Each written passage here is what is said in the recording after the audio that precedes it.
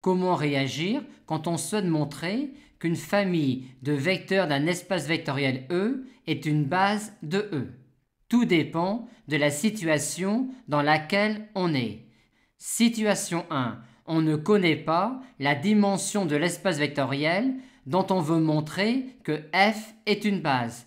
Dans ce cas-là, pour montrer que F est une base de E, il n'y a qu'une seule possibilité, c'est montrer que la famille F de vecteurs de E est une famille génératrice de E qui est en plus libre.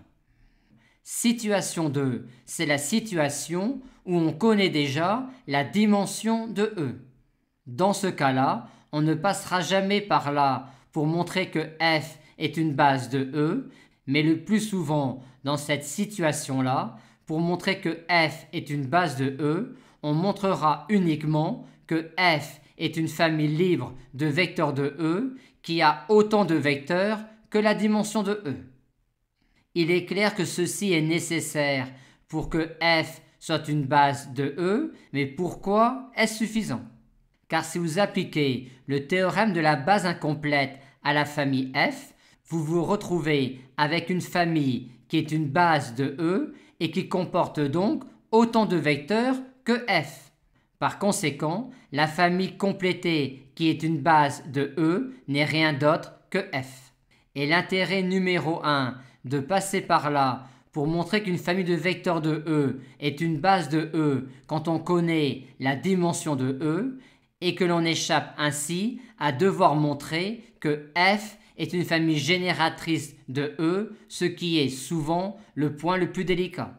Mais on peut tout de même noter que quand on connaît la dimension de E, pour montrer qu'une famille de vecteurs de E est une base de E, il suffit également de montrer que la famille est génératrice de E et qu'elle a autant de vecteurs que la dimension de E. Comme précédemment, il est clair que ceci est nécessaire pour que F soit une base de E. Maintenant, pourquoi est-ce suffisant? Tout simplement car si vous appliquez le théorème de la base extraite à la famille F, vous vous retrouvez avec une famille qui est une base de E, mais qui a autant de vecteurs que F. Par conséquent, cette famille extraite de F, qui est une base de E, n'est rien d'autre en fait que la famille F.